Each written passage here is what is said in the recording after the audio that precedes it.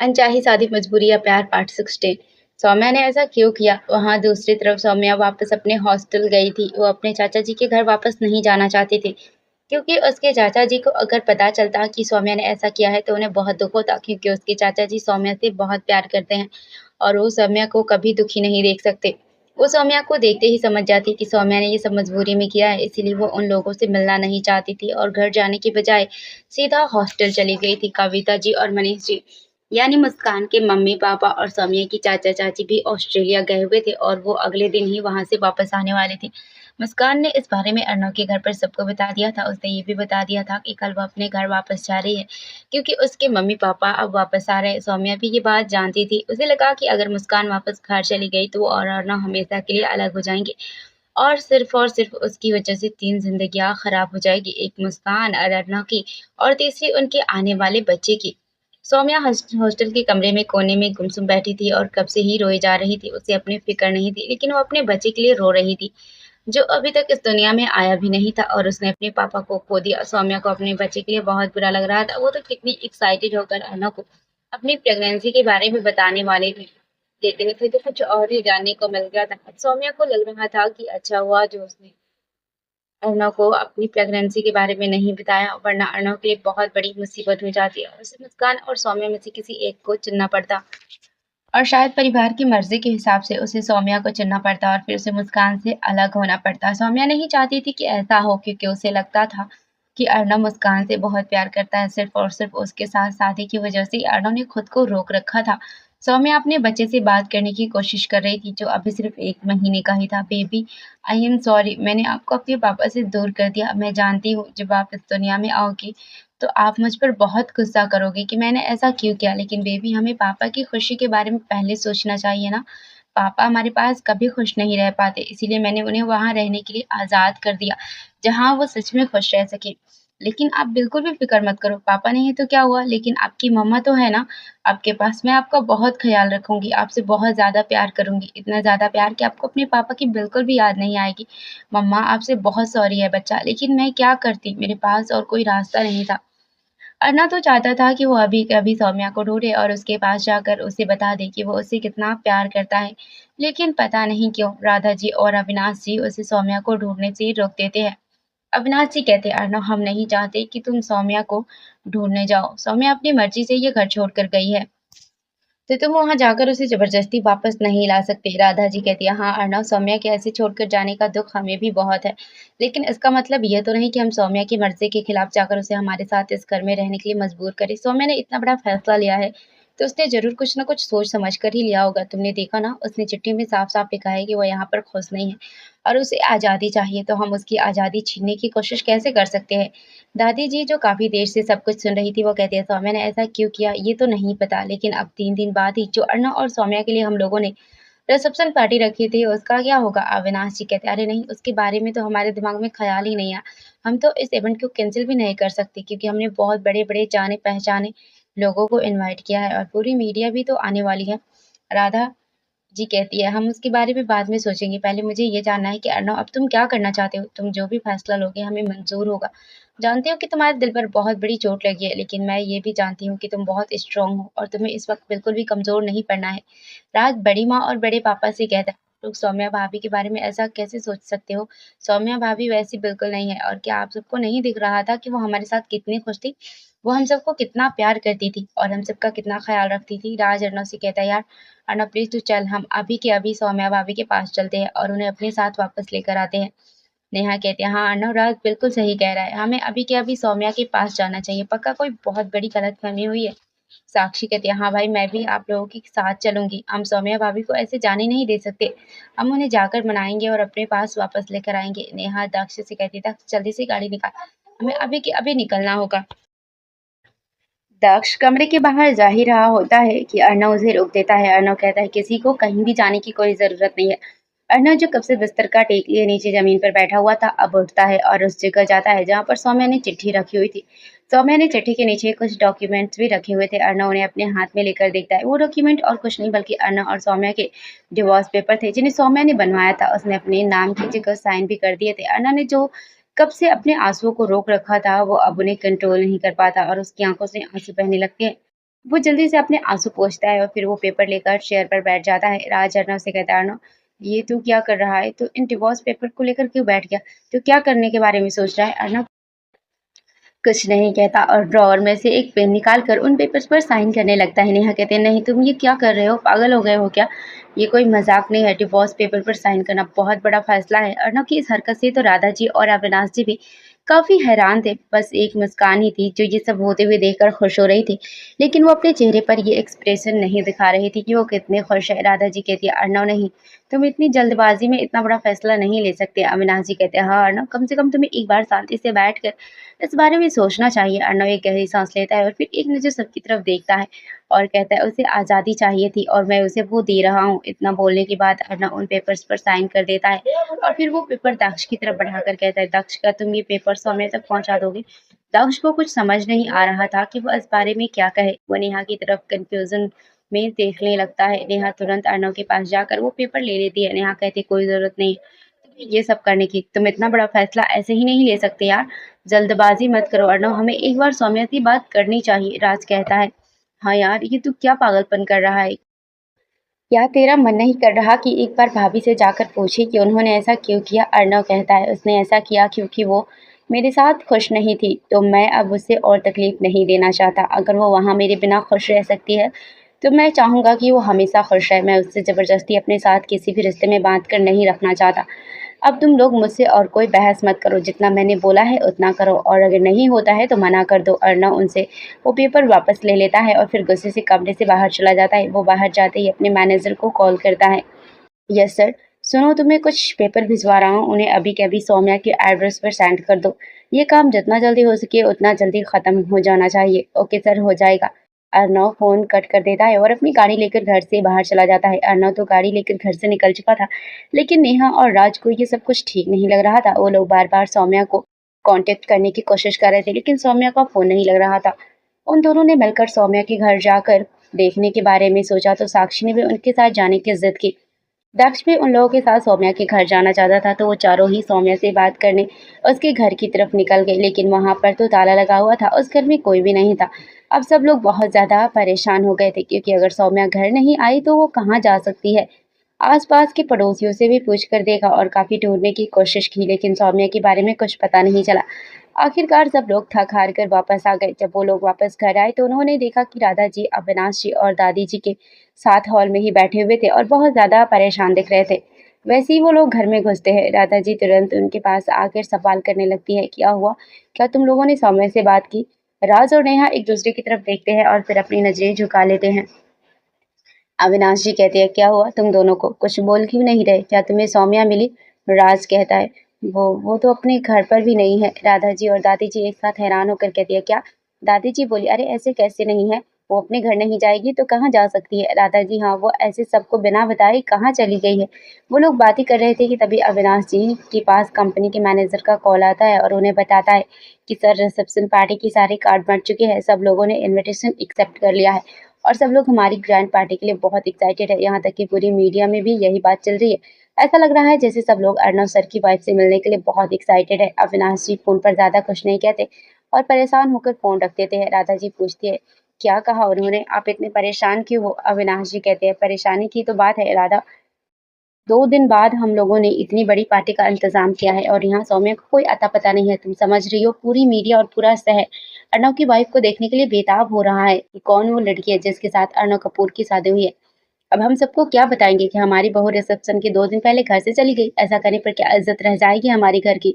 राधा जी कहते हैं, मुझे तो कुछ समझ नहीं आ रहा। अर्णव की शादी के वक्त सौम्या ने हमारे घर की इज्जत बचाई थी और अब उसकी वजह से ही सब कुछ दांव पर लगा है। नेहा कहती है, बड़ी माँ, बड़े पापा, आप दोनों प्लीज फिक्र मत करो, हम लोग सौम्या को वापस लेकर आएंगे रिसेप्शन पार्टी से पहले तक। अविनाश जी कहते, नहीं, तुम लोगों को ऐसा करने की कोई जरूरत नहीं है। अविनाश जी की बात सुनकर सब लोग हैरान हो जाते हैं। राज पूछता है, क्यों बड़े पापा, क्या आप नहीं चाहते कि सौम्या भाभी वापस आए? अविनाश जी कहते हैं, नहीं, हमने उसे घर से नहीं निकाला है, वो अपनी मर्जी से सब कुछ छोड़कर चली गई। उसने चिट्ठी में भी साफ साफ लिखा है कि वो इस रिश्ते से थक चुकी है और नहीं निभाना चाहती। वो अपनी लाइफ अपनी मर्जी से जीना चाहती है, आज़ादी के साथ। राधा जी कहती है, हाँ, और इसीलिए हम लोगों ने सोचा है कि हम सौम्या को किसी तरह का कोई फोर्स नहीं करेंगे।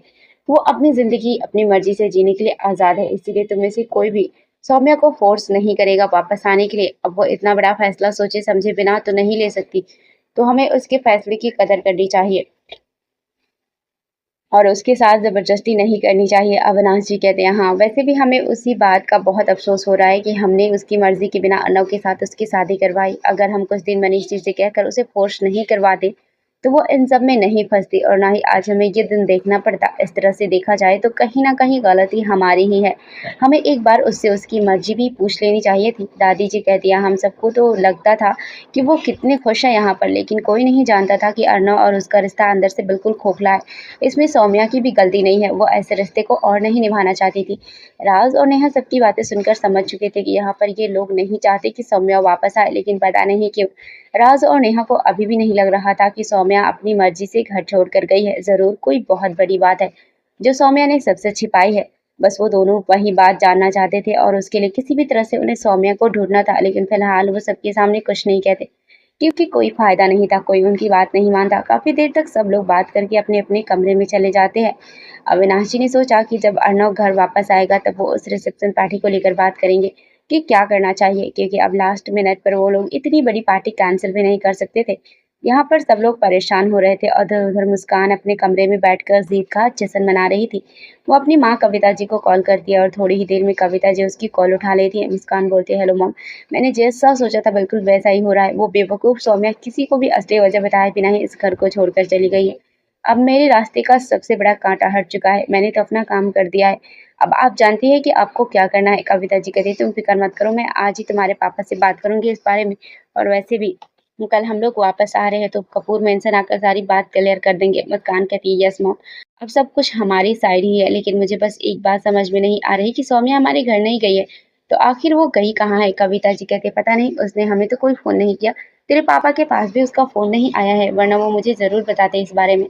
मुस्कान अपनी माँ से बात कर ही रही थी कि तभी कोई उसके कमरे के दरवाजे पर नॉक करता है। मुस्कान एकदम से फोन रख देती है और पीछे मुड़कर देखती है तो उसके सामने राज और नेहा खड़े थे। मुस्कान फोन पर अपनी माँ से बात कर रही थी, तभी अचानक से राज और नेहा उसके कमरे के दरवाजे नॉक करते हैं। मुस्कान आवाज सुनकर फोन काट देती है और उनकी तरफ देखती है। दरवाजे पर उन दोनों को खड़ा देखकर वो थोड़ी हैरान रह जाती है, क्योंकि भले ही उसने पूरे परिवार में अपनी अच्छी इमेज बना दी थी और सब उससे काफी अच्छी सी बात भी करने लगे थे, मगर अभी भी राज और नेहा उससे बहुत ही कम बात करते थे। ज्यादातर सिर्फ काम की ही बात करते थे। और आज उन दोनों को कमरे में देखकर मुस्कान हैरान हो गई, लेकिन वो खुद को नॉर्मल दिखाते हुए पूछती है अरे राज नेहा, तुम दोनों कब आए? अंदर आओ ना, ऐसे बाहर क्यों खड़े हो? राज और नेहा अंदर आते हैं और मुस्कान से कहती है वो हम बस अभी अभी आए हैं, सॉरी तुम्हें डिस्टर्ब नहीं करना चाहते थे। मगर मुस्कान कहती है अरे इसमें डिस्टर्ब होने वाली कोई बात नहीं है, बोलो ना, कुछ काम था क्या? नेहा पूछती है वैसे तुम फोन पर किससे बात कर रही थी और अचानक से फोन रख क्यों दिया? नेहा का ऐसा शक भरा सवाल सुनकर मुस्कान पहले तो चौंक जाती है, मगर वो अपना रिएक्शन चेहरे पर नहीं दिखाती और हंसते हुए कहती है अरे वो तो मैं माँ से बात कर रही थी और वैसे भी हमारी बात खत्म हो चुकी थी तो मैंने फोन रख दिया और इस वक्त तुम दोनों भी आए तो ये बस एक इत्तेफाक था और कुछ नहीं। राज पूछता है क्या तुम हमें सौम्या भाभी के बारे में कुछ बता सकती हो? मुस्कान कहती है सौम्या के बारे में क्या जानना है तुम दोनों को? नेहा बोलती है सौम्या भाभी अपने घर नहीं गई है, अगर वो घर पर नहीं है तो और कहाँ जा सकती है, क्या तुम हमें कुछ बता सकती हो? मुस्कान जानती थी कि सौम्या घर नहीं गई है, इसका मतलब जरूर वो अपने हॉस्टल चली गई होगी, लेकिन वो इन दोनों को ये बात बताकर अपना प्लान क्यों खराब करती, इसीलिए वो उनके सामने झूठ बोल देती है। मुस्कान कहती है नहीं, मुझे नहीं पता कि सौम्या घर के अलावा कहाँ जा सकती है। मैं तो खुद उसके इस फैसले से बहुत हैरान हूँ कि आखिरकार सौम्या ने ऐसा क्यों किया। नेहा कहती है ठीक है, अगर तुम्हें नहीं पता तो कोई बात नहीं, लेकिन क्या तुम्हारे पास उसके किसी दोस्त का नंबर या कोई और जानकारी है? मुस्कान कहती है नहीं, मेरे पास नंबर नहीं है क्योंकि सौम्या का कोई दोस्त ही नहीं था, वह ज्यादातर अकेले ही रहा करती थी। राज और नेहा को इन्फॉर्मेशन ना मिलने से दुखी होकर वहां से चली जाती है। बाहर आकर राज गुस्से से नेहा से कहता है मैं पक्का कह रहा हूँ मुस्कान ने जानबूझकर हमें कुछ नहीं बताया, भला वो हमें कुछ भी क्यों बताएगी? सौम्या भाभी के घर छोड़कर जाने से उसका तो फायदा ही हुआ है। अब फिर से अर्नव के साथ उसका रास्ता साफ जो हो गया है। नेहा कहती है कोई बात नहीं राज, गुस्सा मत करो, हम कोई और तरीका ढूंढते हैं सौम्या से बात करने का। राज और नेहा नीचे आते हैं तो राधा जी परेशान सी हॉल में इधर उधर चल रही थी। राज उन्हें परेशान देखकर पूछता है अरे बड़ी माँ क्या बात है, आप इस तरह से परेशान क्यों हैं? राधा जी कहती है अरे पता नहीं अर्नव कहाँ चला गया है, इतनी रात हो चुकी है लेकिन वो अभी तक घर नहीं आया, मुझे बहुत फिक्र हो रही है उसकी। एक तो सौम्या की वजह से पहले ही उसका दिल टूट चुका है और ऊपर से वो घर भी वापस नहीं आया, पता नहीं कहाँ पर होगा, मुझे बहुत फिक्र हो रही है। राज प्लीज कुछ करो, उसको ढूंढने जाओ। राज कहता है अरे बड़ी माँ आप फिक्र मत कीजिए, मैं अभी अर्नव को ढूँढने जाता हूँ और जल्द ही उसे अपने साथ वापस लेकर आऊँगा। राज बड़ी माँ को समझाकर उन्हें कमरे में भेज देता है। उनके जाने के बाद नेहा राज से पूछती है, तुमने बोल तो दिया बड़ी माँ को कि तुम अर्नव को लेकर आओगे, मगर इतने बड़े शहर में हम उसे कहाँ ढूँढेंगे? राज कहता है, अरे नेहा, तुम जानती हो ना, अर्नव का दिल टूटा है आज, और ऐसी हालत में कोई आशिक कहाँ जा सकता है? नेहा को एकदम से कुछ ख्याल आता है और वो हैरान होकर पूछती है, क्या बाहर? राज कहता है, मुझे तो यही लग रहा है, चलो जल्दी। वो दोनों जल्दी से गाड़ी निकालते हैं और नजदीक के सारे बेयर बार में जाकर अर्नब को ढूंढने लगते हैं। आखिरकार राज का अंदाजा बिल्कुल सही निकलता है और उन्हें एक बार में अर्नब मिल ही जाता है, जो एक कोने की सीट पर बैठा हुआ था और लगातार 3 बोतल ड्रिंक कर चुका था और ऊपर से वेटर को बोलकर चौथी बोतल भी मंगा रखा था। वो पूरी तरह से नशे में चूर हो चुका था, उसकी आंखें लाल हो चुकी थी, उसे अपने आसपास का बिल्कुल भी होश नहीं था। यहाँ तक कि उसे ये भी पता नहीं चला कि राज और नेहा जाकर उसके बाजू में खड़े हो गए। वो टेबल पर सिर टिकाए ड्रिंक पर ड्रिंक पिए जा रहा था। उसकी हालत इतनी खराब थी कि गिलास उठाने में भी उसे मुश्किल हो रही थी। बार में हर तरफ चहल-पहल थी, लेकिन अर्णव की दुनिया बस सौम्या के बिना वीरान हो गई थी। राज ने माथे पर हाथ मारा। ये ऊपर वाली, ये तो प्यार में सचमुच पागल हो चुका है। इससे तो एक गिलास भी नहीं संभलता और यहाँ पर ये 3 बोतल खाली करके बैठा है, ऊपर से और मंगवा रहा है, वो अलग। नेहा ने परेशान होते हुए कहा, चलो इसे घर ले चले। दोनों अर्णव के पास पहुंचे और राज ने उसके कंधे पर हाथ रखा। राज बोला, अर्णव भाई बस कर यार, कितनी ड्रिंक पिएगा? बस अब बहुत हो गया, चलो घर चलते हैं। अनव ने अपनी धुंधली आंखों से दोनों को देखा और एक जोरदार अजीब सा ठहाका लगाया। तुम लोग यहाँ क्या कर रहे हो? क्या सौम्या भी तुम्हारे साथ आई है? कहाँ है वो? अर्नव एक साइड होते हुए इधर उधर देखने लगता है और सौम्या को ढूंढने की कोशिश करता है। नेहा ने कहा, वो यहाँ नहीं आई है और हम तुम्हें घर ले जाने आए हैं। और क्या तुम कैसे सवाल पूछ रहे हो? अर्नव ने गिलास उठाने की कोशिश की, लेकिन हाथ से छूट गया और सारा ड्रिंक टेबल पर फैल गया। अरे ये तो देखो, सब कुछ बर्बाद हो गया, जैसे मेरी जिंदगी बर्बाद हो गई है। इस ड्रिंक ने भी सौम्या की तरह मेरा साथ छोड़ दिया। उसने नाटकीय अंदाज में कहा। राज ने उसे सहारा देते हुए कहा, भाई सौम्या भाभी के पीछे इतना पागल क्यों हो रहा है? वापस लौट आएगी यार, मगर ये तूने अपनी क्या हालत बना रखी है? नेहा बोली, अगर सौम्या तुम्हें इस हालत में देखती ना तो पक्का गुस्सा होकर वापस चली जाती। अना बोला, नहीं नहीं नहीं नहीं, मैं उसे कहीं नहीं जाने दूंगा, उसे हमेशा अपने पास रखूंगा। अर्नव ने भरी आंखों से राज को देखा और कहा, राज वो मुझे छोड़कर क्यों चली गई? मैं तो उसका मिस्टर खड़ूस था ना, और अब देखो मैं एक विलन बन गया हूँ। नेहा ने उसे डांटते हुए कहा, शायद उसने तुम्हारे इस ड्रामे से बचने के लिए भागना बेहतर समझा। अर्नव ने सिर झटकते हुए कहा, नेहा तुम नहीं समझोगी, सौम्या मेरे बिना जैसे एक बिरयानी बिना चावल के, मैं उसकी जिंदगी का तड़का था और अब मैं बिना किसी स्वाद के बोरिंग दाल बन गया हूँ। अर्नव की ऐसी बहकी बहकी बातें सुनकर इतने टेंशन भरे माहौल में भी राज और नेहा दोनों को बहुत हंसी आने लगी है। राज ने मजाक में कहा, चलो तड़के वाली दाल, घर चलते हैं। अर्नव ने खुद को संभालते हुए कहा, ठीक है, लेकिन तुम दोनों को मेरी दुख भरी कहानी सुननी पड़ेगी। नेहा ने कहा, जरूर, गाड़ी में सुनाते रहना, पर पहले चलो तो सही, घर पर सब लोग चिंता कर रहे हैं यार। वे अर्नव को उठाकर बार से बाहर ले गए और पूरे रास्ते अर्नव की शिकायतें सुनते हुए घर जाने लगे। बार के दरवाजे से निकलते समय अर्नव ने एक आखिरी बार बार टेंडर को देखा और कहा, भाई सौम्या का नाम का एक ड्रिंक और देना, मेरे खाते में लिख लेना। वहां पर आसपास के सभी लोग कब से अर्नव को ही देखे जा रहे थे। राज और नेहा उसे जैसे तैसे जल्दी से गाड़ी में बिठाते हैं और घर के लिए निकल जाते हैं। नेहा और राज जैसे तैसे बड़ी मुश्किल से अर्नव को समझाकर उसे घर लेकर आते हैं। राधा जी हॉल में बैठी उनका इंतजार ही कर रही थी। अर्नव की ऐसी हालत देखकर उन्हें बहुत दुख हुआ। उनसे सहन नहीं हो रहा था कि उनका बेटा इतनी तकलीफ झेल रहा था, क्योंकि मुस्कान ने जब धोखा दिया था तब भी अर्नव की हालत बहुत बुरी थी और अब उसके साथ ये सब दोबारा हुआ। भले ही सौम्या ने अर्नव को कोई धोखा नहीं दिया, मगर फिर भी वो उसे छोड़कर तो चली गई थी। लेकिन अभी अर्नव की हालत के बारे में सोचकर राधा जी उससे कुछ नहीं कहती और राज और नेहा अर्नव को उसकी कमरे में छोड़ आते हैं। ज्यादा नशा होने की वजह से अर्नव तुरंत ही सो जाता है। अगले दिन सुबह जब सौम्या उठी तो उसे मिलने कोई आया हुआ था। वो बाहर जाकर देखती है तो उसके सामने और कोई नहीं बल्कि उसके चाचा चाची मनीष जी और कविता जी खड़े थे। सौम्या उन्हें देखकर हैरान हो जाती है, लेकिन फिर आगे जाकर उनके पैर छूती है। मनीष जी पहली बार सौम्या को देखकर बिल्कुल भी स्माइल नहीं करते। ऐसा लग रहा था जैसे वो किसी बात को लेकर सौम्या से बहुत ज्यादा गुस्सा थे। सौम्या कहती, अरे आप लोग ऑस्ट्रेलिया से वापस कब आए? मैंने आपको बहुत मिस किया। अच्छा हुआ आप लोग वापस आ गए। मनीष जी सौम्या को कोई जवाब नहीं देते तो सौम्या को थोड़ा सा दुख होता है। वो पूछती है, क्या हुआ बड़े पापा, आप मुझसे नाराज है क्या? मनीष जी कहते हैं, मुझे माफ करना सौम्या, मैं तुम्हें कोई फोर्स नहीं करा, लेकिन जो तुमने किया वो तुम अच्छे से जानती हो, तो तुमने कैसे सोच लिया कि मैं तुमसे नाराज नहीं हूँगा? सौम्या कहती है, मगर चाचा जी। मनीष जी कहते हैं, तुम क्या, आखिर तुमने ऐसा क्यों किया? क्या कभी थे उस परिवार में तुम्हें अपनी बेटी की तरह खुश रखते थे वो लोग और तुम भी तो उनके साथ बहुत खुश थी ना। तुमने खुद मुझे बताया था कि तुम्हें परिवार की कमी अब महसूस नहीं होती और तुम बहुत ज्यादा खुश हो। तो फिर अचानक से क्या हो गया, तुम अर्णव को ऐसे छोड़कर क्यों आ गई? सौम्या सोचने लगती है कि वो उन्हें कैसे बताए। मनीष जी उसके सवाल के जवाब में उसके हाथ में एक डॉक्यूमेंट पकड़ा देते हैं। सौम्या कंफ्यूज हो जाती है कि किस बात का डॉक्यूमेंट है। वो उनके हाथ से डॉक्यूमेंट लेकर उसे खोल कर देखती है। जैसे ही उसकी नजर उन डॉक्यूमेंट पर जाती है तो उसकी होश उड़ जाती है। वो उसके और अर्णव के डिवोर्स पेपर थे जो उसने ही छोड़ दिए थे अपने कमरे में अर्णव के लिए। लेकिन अभी वो ये देखकर हैरान थी क्योंकि उस पर अब अर्णव की साइन थी। सिग्नेचर देखकर एक पल को तो सौम्या की आंखों में आंसू आ गए, लेकिन वो अपने आंसू मनीष जी और कविता जी से छुपाती है और धीमे से पूछती है, आपको ये कहाँ से मिले? मनीष जी कहते हैं, आज सुबह जब हम घर लौटे तो एक आदमी आया था इसे देने के लिए। उसने कहा कि इसे सौम्या मैडम को दे देना और फिर वो चला गया।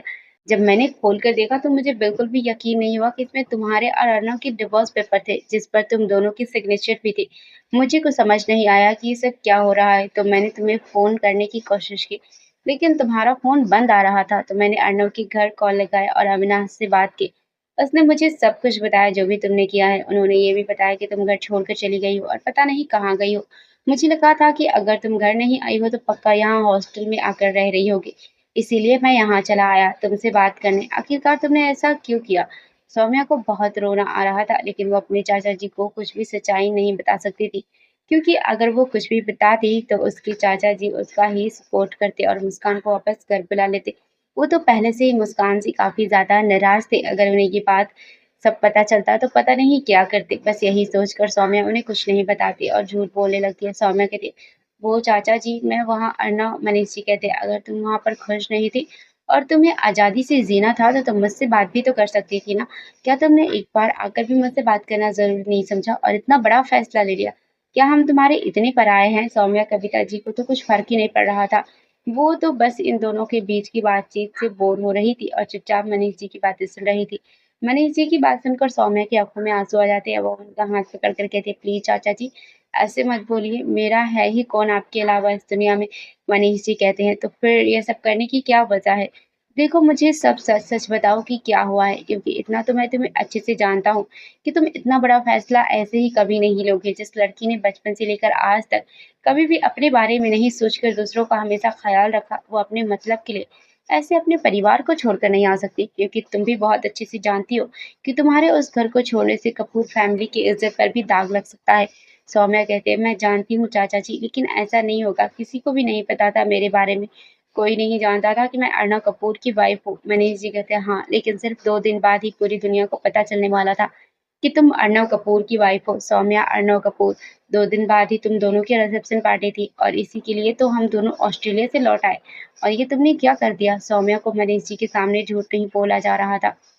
उसकी हालत देखकर कविता जी को भी डर लग रहा था कि कहीं सौम्या सारी सच्चाई ना बोल दे, वरना मुस्कान का सारा खेल बिगड़ जाता। कविता जी कहती है, मनीष जी आप सौम्या को ऐसे मत डांटिए, इसने इतना बड़ा फैसला लिया है तो जरूर कोई वजह रही होगी ना। मनीष जी कहते हैं, मैं कोई फोर्स नहीं कर रहा कविता, मैं बस उससे यही वजह पूछ रहा हूँ। सौम्या, सॉरी। मनीष जी, ठीक है, अगर तुम्हें नहीं बताना है तो कोई बात नहीं, लेकिन हमारे साथ घर चलो। सौम्या कहते, नहीं चाचा जी, मैं वहां जाकर आप लोगों के ऊपर बोझ नहीं बनना चाहती। आपने मुझे बचपन से बहुत प्यार दिया है और इतना लाड प्यार से बड़ा किया है, मैं अब आपको और परेशान नहीं करना चाहती।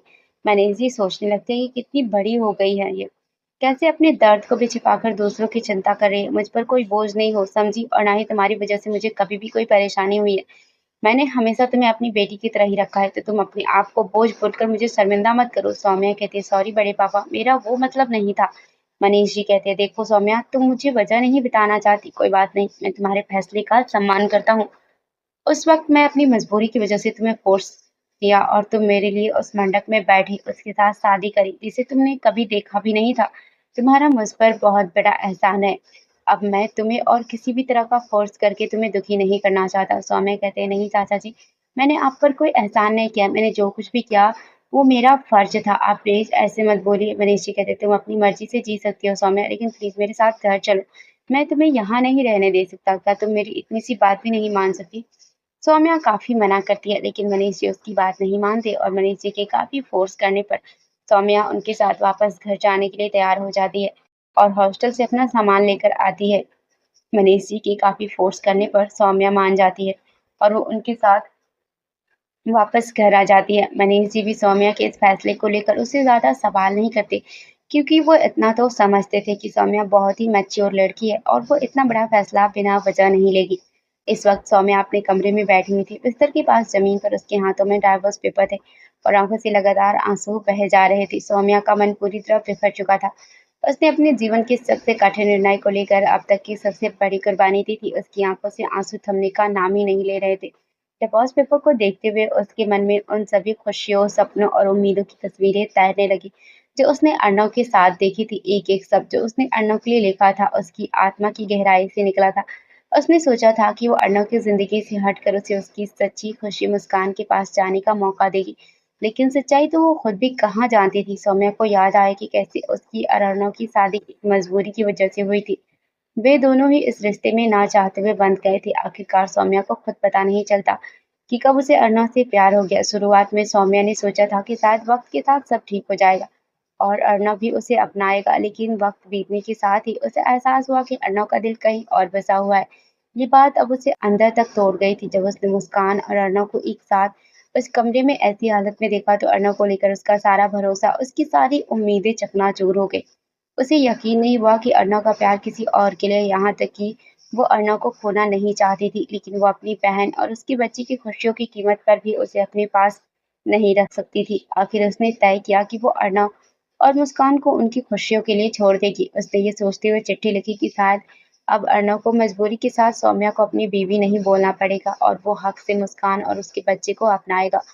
फिर सब ठीक हो जाएगा उनके बीच। लेकिन फिर भी जब उसने देखा कि अर्णव ने बिना कुछ सोचे समझे ही डिवोर्स पेपर पर साइन कर दिए, तो उसकी दुनिया ही उजड़ गई थी। सौम्या को अब यकीन हो चुका था कि सौम्या के लिए अर्णव के दिल में कोई फीलिंग नहीं थी। वरना अगर ऐसा कुछ होता तो अर्णव इतनी आसानी से डिवोर्स पेपर पर साइन नहीं करता। सौम्या का दिल पूरी तरह टूट चुका था। उसने हमेशा अर्णव के बारे में ही सोचा था, उसकी खुशी के बारे में सोचा था। लेकिन अब उसे लगने लगा था कि अर्णव ने कभी उसके बारे में नहीं सोचा। सौम्या को अब एहसास हुआ कि शायद वो उसे अपने दिल के किसी कोने में ये उम्मीद लगाए बैठी थी कि अर्णव उसे एक बार रोकेगा, उसे समझाएगा, लेकिन ऐसा कुछ भी नहीं हुआ। अर्णव के इस व्यवहार ने सौम्या को पूरी तरह निराश कर दिया था। सौम्या अपने पुराने दिनों को याद करने लगी, जब सब कुछ सही था। उसने अर्णव की हंसी, उसका प्यार भरा स्पर्श और उसके साथ बिताए गए हर पल की याद आने लगी। लेकिन अब सब कुछ खत्म हो चुका था। वो खुद से सवाल करने लगी कि आखिर उसने ऐसा क्या गलत किया, जिसकी वजह से उसका प्यार अधूरा रह गया। उसने अपने दिल की हर बात अर्णव से साझा की थी, उसे हर संभव खुशी देने की कोशिश की थी, लेकिन अब उसे समझ नहीं आ रहा था कि वो कहाँ जाए और क्या करे। आखिरकार उसे अपने बच्चे का ख्याल भी तो रखना था। सौम्या का मन कर रहा था कि वो अपनी जिंदगी खत्म कर दे, लेकिन सिर्फ अपने बच्चे के लिए उसने खुद को रोक लिया था। वो अपनी वजह से इस मासूम नन्ही सी जान की जिंदगी को खतरे में नहीं डालना चाहती थी, वरना उसकी जिंदगी का मकसद ही खत्म हो चुका था। सिर्फ यही बच्चा उसके जीने की वजह था। अपनी बहन की खुशी के लिए उसने अपना सब कुछ दांव पर लगा दिया था, यहाँ तक कि अपने बच्चे की खुशियां भी, क्योंकि बिना पिता के बच्चे की जिंदगी कैसी होती है वो अच्छी तरह जानती थी। वो जानती थी कि उसके इस कदम से उसकी बहन और अर्णव दोनों खुश हो जाएंगे, लेकिन उसकी अपनी खुशी का क्या, उसके बच्चे का क्या? उस नन्ही सी जान की तो कोई गलती भी नहीं थी। सौम्या को अब बहुत अफसोस हो रहा था कि उस रात वो अर्णव के साथ बहक क्यों गई। अगर उसने खुद को रोक लिया होता तो आज उसकी बच्ची की जिंदगी इस तरह दाव पर नहीं लगी होती। राधा जी ने कहा, मुझे लगता है कि हमें सबको सौम्या के बारे में सच सच बता देना चाहिए, क्योंकि अब झूठ बोलने का कोई मतलब नहीं है। अविनाश जी बोले, लेकिन राधा तुम जानती हो ना, ऐसा करने पर हमारे खानदान की कितनी बदनामी होगी, सब लोग तमाशा बना देंगे और जब सब पूछेंगे कि हमारे घर की बहू ने क्यों सब कुछ छोड़ दिया तो हम क्या जवाब देंगे? सब लोग अर्णव के बारे में ही बुरा भला कहेंगे, इससे अर्णव की भविष्य में दिक्कत हो सकती है। राधा जी बोली, मगर हमारे पास और कोई रास्ता भी तो नहीं है। सब लोग इसी बात पर चर्चा कर रहे थे, तभी वहां पर मनीष जी कविता जी के साथ आते हैं। अविनाश जी और राधा जी भी उनसे मिलकर खुश हो जाते हैं, क्योंकि वो लोग काफी लंबे वक्त बाद मिल रहे थे। मुस्कान भी भागते हुए अपने मम्मी-पापा से मिलने जाती है। कविता जी तो खुशी-खुशी मुस्कान को गले लगा लेती है, लेकिन मनीष जी ज़्यादा कुछ रिएक्ट नहीं करते। अविनाश जी उनसे सौम्या के बारे में पूछते हैं। अविनाश जी कहते हैं, क्या तुमने सौम्या से बात करी? उसने कुछ बताया? मनीष जी अपना सिर झुका लेते हैं। उन्हें कुछ न बोलते हुए देखकर उनके बदले कविता जी बोलती है। कविता जी कहते हैं, हमने सौम्या से बहुत पूछा और उसे बहुत समझाया भी कि ऐसा ना करे, लेकिन उसने अपना फैसला ले लिया है। और अब वो किसी भी तरह अपने फैसले से पीछे हटने वाली नहीं है। हमने उसे ये भी कहा कि आखिर वो पार्टी तक तो रुक जाए, क्योंकि कपूर खानदान की इज्जत का सवाल है। अविनाश जी कहते नहीं, हम ऐसा नहीं कर सकते। पार्टी में सबके सामने हम सौम्या को अपनी बड़ी बहू बता देंगे, और फिर अगर सौम्या सब कुछ छोड़कर चली गई तो हमारे घर की इज्जत मिट्टी में मिल जाएगी।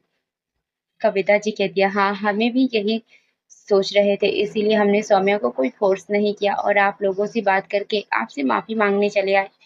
मनीष जी अविनाश जी के पास जाकर उनके सामने हाथ जोड़ के कहते, मुझे माफ कर दो अविनाश। कुछ वक्त पहले भी मेरी वजह से तुम्हारे घर की इज्जत पर बात आई थी, और आज फिर से मैं तुम्हारे सामने हाथ जोड़कर खड़ा हूँ। अविनाश जी कहते, अरे क्या कर रहा है तू? तुझे हाथ जोड़ने की कोई जरूरत है ना। कुछ वक्त पहले तेरी कोई गलती थी और ना ही आज तेरी गलती है। जो भी हुआ वो शायद किस्मत का लिखा हुआ था, और हम में से कोई भी सौम्या बच्ची को गलत नहीं बोल रहा है। आखिरकार उसका भी हक बनता है अपनी जिंदगी अपनी मर्जी से जीने का। हम सब भी उसके फैसले का सम्मान करते हैं। इसीलिए तो हमें से किसी ने भी उसे कोई फोर्स नहीं किया। हाँ, घर में से कोई भी सौम्या को फोर्स नहीं करना चाहता था, लेकिन राज और नेहा ने बहुत कोशिश की थी सौम्या से संपर्क करके उससे बात करने की। लेकिन सौम्या से संपर्क नहीं हो पा रहा था। जब उन दोनों को पता चला कि सौम्या घर आ चुकी है मनीष जी के साथ, तो वो लोग तुरंत उससे मिलने जाने वाले थे, लेकिन आरनव ने उन दोनों को रोक लिया और सौम्या से मिलने को साफ मना कर दिया। इसीलिए राज और नेहा सौम्या से मिल नहीं पाए। दादाजी पूछती है, क्या आप लोगों के पास और कोई रास्ता है इस मुसीबत से निकलने का? हमें तो कुछ समझ नहीं आ रहा कि एक दिन में हम क्या ही कर सकते हैं। कविता जी कहती है, वो हमने एक रास्ता तो सोचा है, लेकिन पता नहीं आप सब उसके बारे में सुनकर क्या सोचोगे, इसीलिए हम नहीं बता पा रहे हैं। कविता जी और मनीष जी अर्नव के घर आए हुए थे, और वो सब लोग मिलकर 2 दिन बाद होने वाले रिसेप्शन पार्टी के बारे में बात कर रहे थे। कविता जी हाथ जोड़कर कहती है, हम दोनों यहाँ पर हाथ जोड़कर आप लोगों से रिक्वेस्ट करने आए हैं कि प्लीज आप हमारी बच्ची मुस्कान को अपना लीजिए। हाँ, हम मानते हैं कि उसने शादी से भागकर बहुत बड़ी गलती की थी, लेकिन आप सब जानते हो कि उसने वो सब मजबूरी में किया था, वरना मेरी बच्ची अर्नव को कभी भी धोखा नहीं दे सकती। वो उससे बहुत प्यार करती है, और सबको पता है कि अर्नव भी मुस्कान से अर्नव कितना प्यार करता था, और अब तो ऊपर वाली ने मौका दिया है इन दोनों को फिर से साथ होने का, तो क्यों ना हम इस मौके को अपनाएं। कविता जी की बात सुनकर सब लोग काफी हैरान हो गए थे। किसी ने भी इस बारे में बिल्कुल भी नहीं सोचा था। मुस्कान को सब कुछ पता था, लेकिन वो फिर भी नाटक करते हुए कहती, मॉम प्लीज, ये आप क्या बोल रहे हो? हमने डिसाइड किया था ना कि हम इस बारे में अर्नव की फैमिली से कोई बात नहीं करेंगे। कविता जी कहती है, हाँ, लेकिन यहाँ पर तेरी जिंदगी का सवाल है, और ऊपर वाले ने मौका दिया है तेरी जिंदगी संवारने का, तो बात करने में हर्ज ही क्या है? राधा जी कहती है, ये आप क्या बोल रही हो? कविता जी कहती है, हाँ, भले ही मुस्कान और अर्नव की शादी होने वाली थी, मगर हुई तो नहीं ना। अर्नव की शादी सौम्या से हुई थी, वो इस घर की बहू है, तो हम अब पूरी दुनिया के सामने मुस्कान को अपनी बहू कैसे बता सकते हैं? सौम्या को उस हाल में छोड़कर अविनाश जी कहते हैं, हम सॉरी मनीष, अगर तुम्हें बुरा लगे तो, मगर ऐसा करना मुझे भी ठीक नहीं लग रहा। मनीष जी कुछ बोल नहीं रहे थे।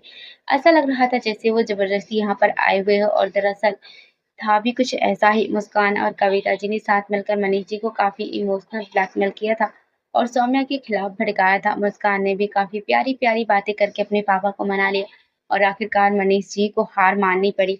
माँ बेटी के जिद के आगे ऐसा नहीं था कि उन्हें सौम्या की कोई परवाह नहीं थी। उन्होंने सौम्या को बहुत समझाया और अपनी जिंदगी खराब करने से मना किया, लेकिन सौम्या मानने को तैयार ही नहीं थी। इसीलिए अब मनीष जी के पास कोई रास्ता नहीं था। कविता जी को बहुत गुस्सा आ रहा था, क्योंकि मनीष जी कुछ भी नहीं बोल रहे थे, तो उन्हें टारगेट करते हुए कहती, अरे आप भी तो कुछ बोलिए ना। अविनाश जी तो आपके इतने अच्छी दोस्त है, आप उनके सामने बोलने में इतना हिचक क्यों रहे हो? मनीष जी बेमन सी कहते, मैं जानता हूँ अविनाश, मेरी बेटी ने बहुत बड़ी गलती की थी, मगर वो अब एक मौका चाहती है सब कुछ ठीक करने का, तो अगर तुम लोगों को सही लगे तो प्लीज। अविनाश जी कहते, मैं तुम्हारी भावना समझ रहा हूँ, लेकिन इस बारे में हम कुछ भी नहीं कर सकते, क्योंकि जिंदगी अनोखी है, तो फैसला भी उसी का होगा। उसे जो ठीक लगेगा हम उसका पूरा साथ देंगे, क्योंकि एक बार उसी पर अपनी मर्जी थोपकर हमने नतीजा बहुत अच्छे से देख लिया है। अविनाश जी और राधा जी को मानना इतना मुश्किल नहीं हुआ, क्योंकि मुस्कान ने उनके सामने अपनी अच्छी छवि बना ली थी।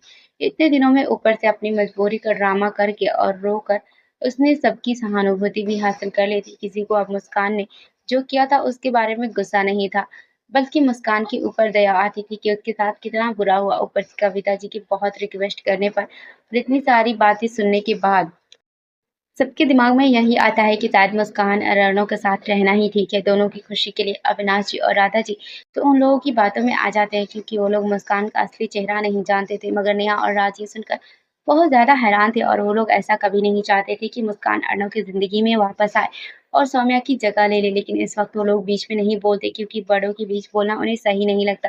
कविता जी अपनी बात मनवाकर मनीष जी के साथ वापस चली जाती है, मगर उनके जाने के बाद राज और नेहा तुरंत राधा जी और अविनाश जी के पास बात करने के लिए पहुंचते हैं और उन्हें समझाते हैं कि वो लोग ऐसा नहीं कर सकते। मुस्कान सौम्या की जगह नहीं ले सकती, मगर अविनाश जी और राधा जी उनकी बात नहीं सुनते, क्योंकि सौम्या ने जो किया था उससे उन्हें बहुत ज़्यादा दुःख पहुँचा था। और अब बस फ्रेंड्स, उम्मीद करती हूँ कि स्टोरी सीरीज़ आपको ज़रूर पसंद आएगी।